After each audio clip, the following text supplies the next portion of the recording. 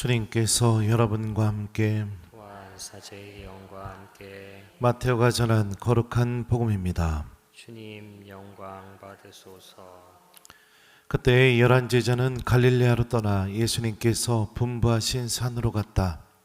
그들은 예수님을 뵙고 엎드려 경배하였다. 그러나 더러는 의심하였다. 예수님께서 그들에게 다가가 이르셨다. 나는 하늘과 땅의 모든 권한을 받았다. 그러므로 너희는 가서 모든 민족들을 제자로 삼아 아버지와 아들과 성령의 이름으로 세례를 주고 내가 너희에게 명령한 모든 것을 가르쳐 지키게 하여라. 보라, 내가 세상 끝날까지 언제나 너희와 함께 있겠다. 주님의 말씀입니다. 그리스도님 찬미합니다. 어서서 성령님. 보라, 내가 세상 끝날까지 언제나 너희와 함께 있겠다. 안녕하세요. 얼마 전에 제가 여기 오령동 성당 주임 신부님하고 좀 사이가 친한데 신부님네 한번 놀러 간 적이 있었습니다. 근데 제가 일정이 많다 보니까 신부님하고 통화는 종종 하지만 만나는 거는 이렇게 자주 만나지 못해요. 근데 놀러 갔는데 살이 쏙 빠진 겁니다. 그래서 깜짝 놀래가지고 또 형 어떻게 살이 이렇게 빠졌냐고 물어보니까 신이 나가지고선 어떤 헬스 기구를 저한테 막 보여주면서 설명을 막 하는 거예요. 그래서 그거를 한 3개월을 해서 살을 한 7kg, 8kg 이렇게 뺐다는 겁니다. 그러면서 얼마나 그게 효과적이고 좋은지 설명을 막 하더라고요. 그래서 그 얘기를 듣고 저도 어떻게 했냐? 샀어요. 그래서 지금 일주일째 그 헬스 기구를 지금 하고 있습니다. 그래서 그 형 말을 믿고 열심히 막 했는데 입맛만 좋아져서 살이 2kg가 쪘습니다. 네, 그래도 그래갖고 어제 또 통화를 했어요. 형 이거 나는 살이 찌는데 어떻게 된 거냐고 그랬더니 처음엔 그럴 수 있는데 끈기를 갖고 계속 하면 나중에 빠진다고 그래가지고 그 말을 믿고 지금 열심히 하고 있습니다. 왜 복음하고는 전혀 상관없는 왜 이런 얘기를 신부님이 하실까? 복음하고 상관이 있는 얘기입니다. 나에게 좋은 일이 생기거나 또 나에게 기쁨이 체험이 되거나 하면은 어떡하느냐? 주변 사람들한테 시키지 않아도 얘기하게 돼 있어요. 그죠? 좋은 책을 읽어서 여러분들이 너무 감동을 받았으면 어떡합니까? 누군가에게 그 책을 소개해 주게 되죠. 드라마나 영화도 마찬가지고. 얼마 전에 저는 아직 못 봤는데 교정미사 때 물어보니까 그 폭삭 소가수단가? 예. 그게 대한민국을 한번 강타한 적이 있었죠. 근데 그때 아는 교우들 몇 명이 저한테 계속 그 얘기를 했어요. 신부님은 그 드라마 좀 꼭 좀 보셔야 된다고. 그래갖고 왜요? 그랬더니 보면 안다고 막 그렇게 얘기를 하는데 아직까지 못 봤습니다. 그냥 가만히 있어도 자기가 그 안에서 기쁨, 감동, 그다음에 또 뭐 행복 이런 걸 느끼니까 이야기하게 됩니다. 왜요? 그 사람도 그걸 체험했으면 좋겠으니까. 그 오령동 신부님도 그걸로 막 살을 빼서 막 기쁘니까 저한테 얘기를 해줬죠. 그리고 그 얘기를 들은 저는 어떻게 했어요? 그걸 샀죠. 그걸 믿고. 예. 이게 정상적인 우리들의 모습이에요. 그러면 예수님은요? 내 입에서 예수님에 대한 말이 한 번도 안 나오고 있다면 우리는 논리적으로 생각해보면 어떤 지금 신앙생활을 하고 있느냐? 복음의 기쁨을 한 번도 느끼지 않고 살아가는 것과 같다고 볼 수 있는 겁니다.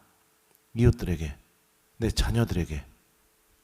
내가 복음의 기쁨, 신앙의 기쁨, 또 하느님 현존의 기쁨 이런 것들을 체험하게 되면 우리들 입에서 자연스럽게 그냥 터져나오게 돼 있습니다. 드라마 봐서 이거 보라고 얘기하는 것처럼, 맛있는 음식 먹어서 이것 좀 여기 진짜 맛있다고 가보자고 하는 것처럼, 또 뭐 그 오령동 신부님처럼 좋은 운동기구, 살 빼는 운동기구 효과가 너무 좋다고 얘기해 주는 것처럼, 그리고 나의 얘기를 들은 사랑하는 이들, 그러니까 나를 사랑하는 이들이요, 그 얘기를 들었는데 나도 그 기쁨에 한번 참여하고 싶다, 이런 마음이 들면 어떻게 되느냐? 그 영화를 보러 가고 그 음식을 먹으러 가고 저처럼 그 헬스 기구를 사기도 하고 또 그 책을 사서 읽기도 하고 이렇게 됩니다. 그래서 그 기쁨에 동참하는 일이 벌어지게 됩니다. 그러면 예수님은요? 오늘 복음은 우리가 선교의 부르심을 받은 사람들이라는 것을 알려주고 있어요. 예수님을 만났을 때 제자들은 이런 내면의 상태였습니다. 11제자는 갈릴레아로 떠나 예수님께서 분부하신 산으로 갔다. 그들은 예수님을 뵙고 엎드려 경배하였다. 그러나 더러는 의심하였다. 제자들은 의심하고 있었습니다. 믿음도 없었고 나약했고 이미 예수님을 버리고 도망갔던 자신들의 과거도 있고, 근데 부활하신 주님을 만났음에도 불구하고 눈앞에 지금 부활하신 예수님이 계셨음에도 불구하고 그 전에 또 몇 번의 발현이 또 있었겠죠. 그걸 체험했음에도 불구하고 의심하고 있습니다. 그런데 예수님께서는 이런 제자들의 의심을 문제를 안 삼으시죠. 오히려 이런 말씀을 하십니다. 나는 하늘과 땅의 모든 고난을 받았다. 그러므로 너희는 가서 모든 민족들을 제자로 삼아 아버지와 아들과 성령의 이름으로 세례를 주고 내가 너희에게 명령한 모든 것을 가르쳐 지키게 하여라. 복음을 전하라고 제자들에게 선교 사명을 주셔요. 의심하고 있는 제자들에게, 나약한 제자들에게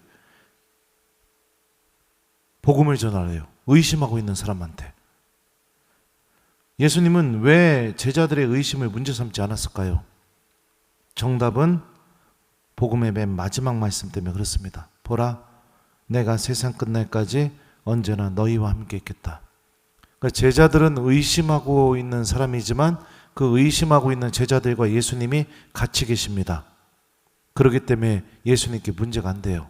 제자들이 복음을 전할 때 그 복음을 전하고 있는 제자들과 예수님이 같이 계셔서 제자들을 통해 당신의 복음의 신비를 사람들에게 전하실 것이니까. 이게 오늘 복음에 담겨있는 메시지예요. 이 메시지에 담겨있는 논리를 생각해 봅시다. 그러면은 제자들은 언제 주님께서 나와 함께 계시다는 것을 체험할 수 있을까요? 승천하신 다음에 언제 예수님께서 내가 세상 끝날까지 언제나 너희와 함께 있겠다, 이 말씀을 나의 삶 안에서 이루어주고 계시다는 걸 언제 체험할 수 있을까요? 제자들이요? 믿음이 없지만, 나약하지만, 부족하지만 언제요? 복음을 전할 때. 왜요? 복음을 전하라고 말씀하시면서 내가 세상 끝날까지 언제나 너희와 함께 있겠다 약속해 주셨으니까. 다시 말하면 제자들의 입에서 복음이 이웃에게 나가기 시작하게 될 때 제자들은 그들과 함께 계시는 예수님을 체험하게 됩니다. 신앙생활 안에서 하느님 체험은 언제 일어나게 되느냐? 오늘 복음의 논리대로 따지면 우리가 누군가에게 주님의 말씀을 전할 때 하느님 체험이 일어나게 됩니다. 사도행전을 보게 되면 베드로와 요한에 대해서 이렇게 묘사를 해요. 그들은 베드로와 요한의 담대함을 보고 또 이들이 무식하고 평범한 사람임을 알아차리고 놀라워하였다. 여기서 직역을 하면 이렇게 번역이 됩니다. 또 이들이 글도 모르고 평범한 사람임을 알아차리고 놀라워하였다. 그러니까 요한과 베드로, 특히 예수님의 제자들 중에 어부 출신들은 어떤 사람들이었냐면 글도 모르는 사람들이었습니다. 근데 오순절에 성령이 내리고 그리고 나서 제자들이 밖으로 나가서 특히 베드로가 첫 번째 설교를 하기 시작합니다. 사도행전 3장인데요. 오늘 집에 가서 한번 읽어보십시오. 글도 모르던 베드로가 구약 성경 전체에 걸쳐서 예언서, 율법서 다 인용을 하면서 예수님께서 주님이시라는 것을 사람들에게 증명하기 시작합니다. 증언하기 시작해요. 글도 몰랐던 베드로가 이게 가능할까요? 가능할까요? 불가능하죠. 그럼 누가 이 일을 하고 계시는 걸까요? 보라, 내가 세상 끝날까지 언제나 너희와 함께 있겠다. 다시 말하면 예수님이 베드로와 함께 계시면서 베드로 안에서 그 일을 해내고 계시는 거죠. 성령께서도 도와주고 계시는 거죠. 글도 몰랐던 베드로가 말씀의 신비를 완전히 깨달아서 입으로 증언하는 말씀의 은사가 주어지게 됩니다. 또 성전에 요한과 베드로가 기도를 하러 갔었는데 성전 입구에 안진뱅이가 있었습니다. 그가 구걸하고 있었는데 베드로에게 뭔가를 좀 받으려고 이렇게 쳐다보고 있었어요. 그 장면을 또 읽어드릴게요. 그가 무엇인가 얻으리라고 기대하며 그들을 쳐다보는데 베드로가 말하였다. 나는 은도 금도 없습니다. 그러나 내가 가진 것을 당신에게 주겠습니다. 나자렛 사람 예수 그리스도의 이름으로 말합니다. 일어나 걸으시오. 그러면서 그의 오른손을 잡아 일으켰다. 그러자 그가 즉시 발과 발목이 튼튼해져서 벌떡 일어나 걸었다. 그리고 그들과 함께 성전으로 들어가 걷기도 하고 껑충껑충 뛰기도 하고 하느님을 찬미하기도 하였다. 베드로는 예수님 모른다고 배반하고 도망갔던 사람입니다. 그죠? 근데 어떤 일이 벌어졌어요? 나자렛 사람 예수 그리스도의 이름으로 말합니다. 일어나 걸으시오 하고선 손을 붙잡고 일으키니까 어떤 일이 벌어집니까? 기적이 일어나게 되죠. 치유의 은사가 힘을 드러내게 되죠. 이거 누가 한 일일까요? 베드로가 한 일일까요? 아닙니다. 세상 끝날까지 언제나 너희와 함께 있겠다 약속해 주신 예수님께서 베드로와 함께 계시면서 하신 일이죠. 베드로가 복음을 전하니까 주님께서 그와 함께 계시면서 그의 힘으로는 절대로 할 수 없는 놀라운 일들이 베드로 안에서 일어나게 되죠. 그래서 하느님께서 살아계시다는 것을 또 체험하고 그 기쁨이 충만해지고 그 기쁨이 나를 움직여서 다시 또 복음을 전하게 만들고 복음을 전하면서 또 하느님 체험을 하고 그래서 그 기쁨이 충만해져서 기도하고 주님 안에 머물고 믿음을 잃어버린 이들에게 또 진리를 전하게 되고 결국에는 베드로는 어떻게 죽었을까요? 사람들이 십자가에 못 박아서 죽이려고 하니까 내 스승과는 똑같은 모습으로 죽을 수 없다고 나를 거꾸로 못 박으라고 해서 십자가에 거꾸로 못 박아서 죽습니다. 하느님 나라에 대한 확신, 영원한 생명에 대한 확신, 구원에 대한 확신 이런 게 가득 차 있었기 때문에 그런 선택을 할 수 있었겠죠. 무엇을 통해서요? 그 겁쟁이 베드로가 위기 앞에서 주님 모른다고 했던 그 베드로가 무엇을 통해서요? 복음 선포를 통해서 말씀을 전하는 것을 통해서 완전히 다른 사람으로 바뀌게 됩니다. 그러면 한번 생각해 보죠. 이 성경에 나오는 이 얘기가 거짓말일까요? 옛날 얘기일까요? 우리하고는 전혀 상관없는 얘기일까요? 아닙니다. 아니에요. 복음을 전하는 이들에게는 이것과 아주 비슷한 일들이 그 사람들 안에서 일어나게 됩니다. 근데 복음을 전하지도 않고 미동조차 하지 않는 사람들에게는 이 얘기는 그 사람하고 아무 상관없는 얘기예요. 그냥 옛날 얘기고 나하고 상관없는 얘기일 뿐인 겁니다. 왜요? 그의 믿음 자체가 하나님께서 주시는 기쁨이 뭔지를 체험해 본 적이 없으니까요. 저도 어쩌다가 지금 전국 반방 곳곳으로 복음을 전하러 나갑니다. 교우들에게 하느님의 자비, 구원, 악의 활동, 복음의 신비 이런 것들을 얘기해줘요. 그리고 나서 안수를 해주면 놀라운 일들이 벌어집니다. 교우들이 쓰러지고 어떤 교우는 안수받고 치유됐다고 저에게 한참 지나서 또 찾아와서 고맙다고 막 그렇게 얘기하는 교우도 있고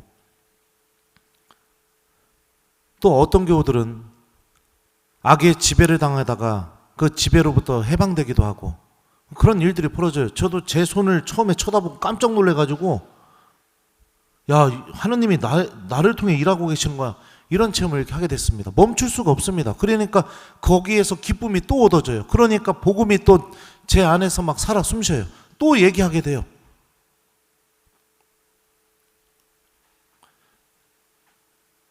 복음을 전하는 이들 안에서는 주님께서 함께 계시다는 체험도, 성령께서 함께 활동하고 계시다는 체험도 하게 됩니다. 여러분들, 만약에 내가 이웃들에게 하느님에 대해서, 하느님의 구원에 대해서, 또 영원한 생명에 대해서, 또 죄의 용서에 대해서 전혀 얘기를 하지 않고 살아가고 있다면 나의 신앙은 어떤 상태일까요? 하느님께서 주시는 기쁨과 행복이 무엇인지 전혀 모르는 상태인 거죠. 심각한 상태인 겁니다. 체험이 없는 신앙생활. 그러면 신앙생활이 어떻게 될까요? 의무감으로 바뀌게 됩니다. 주일미사 와야죠. 왜요? 고해성사 봐야 되니까.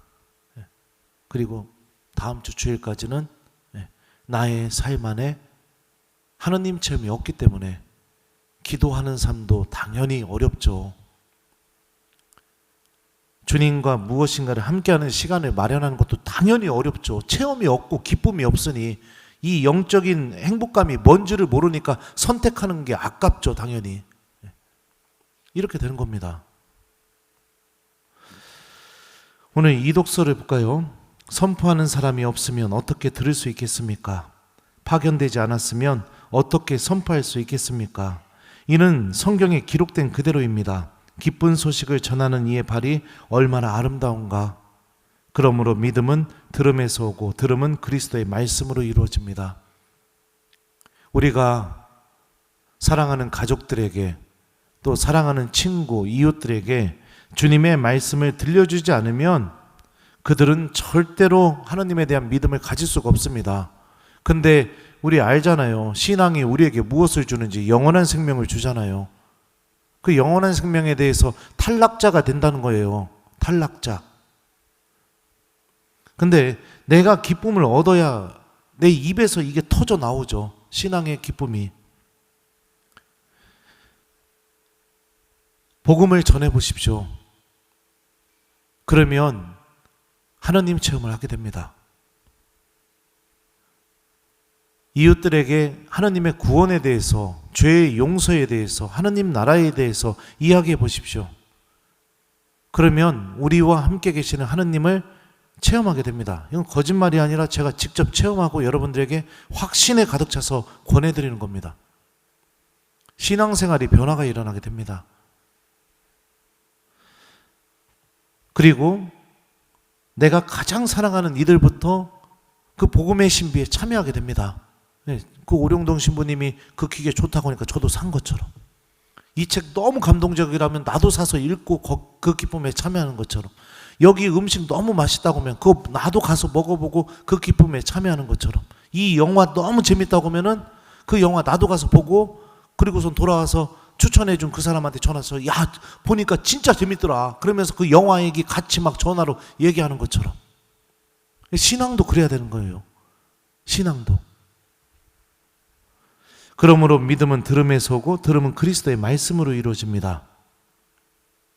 주님의 말씀을 듣지 않으면 믿음은 생기지 않습니다. 제가 이번 주에 우리 본당 요즘 공사비 모금하고 있잖아요. 그거 저도 공사비 좀 벌려고 강의를 좀 많이 다녔어요. 세종 요한성당에 갔는데 꼬맹이 한 명이 저한테 이렇게 편지를 하나 써서 줬어요. 내가 너무 이뻐가지고 이렇게 여러분들 읽어주려고 찍어왔습니다. 이쁜 그림도 해가지고 한번 읽어줄 테니까 들어보세요. 안녕하세요 신부님. 저는 4학년 땡땡땡 미카엘라입니다. 전 항상 김재덕 신부님께 너무 감사해요. 왜냐하면 예전에 기도, 성당만 가거나 하자고 하면 왜 귀찮게 굳이 가는 거야 라고 생각하며 가기 싫어했었어요. 근데 신부님의 유튜브 강론을 들으며 자니 갑자기 성당이 좋아졌어요. 그래서 매일 신부님의 강론을 들어요. 그리고 구독과 좋아요도 눌렀어요. 이쁘네요. 그리고 신부님의 팬입니다. 그리고 저희가 대전 마카롱 집에서 마카롱을 사오긴 했는데 신부님께서 좋아해 주셨으면 정말 좋겠네요. 그리고 다시 한번 감사합니다. 정말로요. 그리고 힘내세요. 응원할게요. 이 친구는 그리고를 좋아하는 것 같아요. 예. 그래서 2025년 10월 15일 수요일 김재덕 베드로 신부님 찐팬 미카엘라 올림 해갖고 이렇게 편지를 써줬어요. 기도하자고 하면 싫어했대요. 성당 가자고 하면 싫어했대요. 근데 잘 때 강론을 틀어놓고 자기 시작하겠더니 어떤 일이 벌어졌느냐? 성당 가는 게 좋아졌대요. 기도하는 게 좋아졌대요. 말씀을 계속 들으니 뭐가 생겨요? 믿음이 생기는 거죠. 믿음이요. 이 어머니가 아주 현명한 선택을 했던 것 같아요. 기도하기 싫어하고 성당 가기 싫어하는 자녀에게 주님의 말씀을 계속 들려주는. 저는 뭐 여러분들 겁박지르거나 속상하게 하거나 막 그럴 마음 없습니다. 하지만 하느님을 체험한 사제로서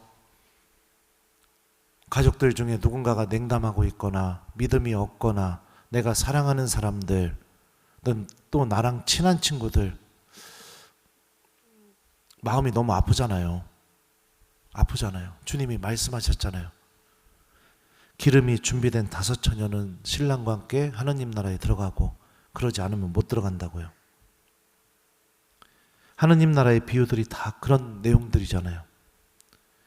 그러니 여러분들 복음을 전해주세요.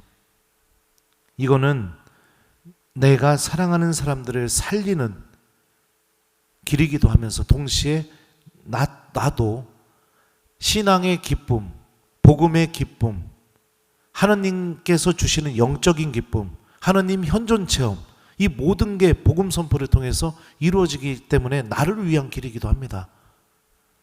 절망에 빠져있는 이들에게 하느님께서 그럼에도 불구하고 너를 버리지 않고 계시다는 것을 전해주고, 죄 때문에 아파하는 이웃들에게 그럼에도 불구하고 하느님은 너를 용서하신다고 알려주고, 가난 속에 있는 이들에게 내가 자선을 실천하면서 하느님 나라가 우리 가운데 있다는 것을 우리들도 스스로 체험해보고 복음을 전하고 실천해 보셨으면 좋겠습니다. 오늘 일독서도 보면 하느님이 이렇게 말씀하셔요. 세월이 흐른 뒤에 이러한 일이 이루어지리라. 주님의 집이 서 있는 산은 모든 산들 위에 굳게 세워지고 언덕들보다 높이 솟아오르리라. 모든 민족들이 그리로 밀려오고 수많은 백성들이 모여오면서 말하리라. 자, 주님의 산으로 가자. 예. 그러면서 사람들에게 뭐라고 한다고 했어요? 저희를 좀 데려가 주십시오. 예? 주님의 산으로 가자. 하나님이 정말로 바라시는 게 뭐냐면 모든 민족들이 당신의 산으로, 당신의 집으로, 당연히 하나님 나라죠. 하나님의 구원으로 오기를 바라신다는 것을 오늘 일독서가 알려주죠.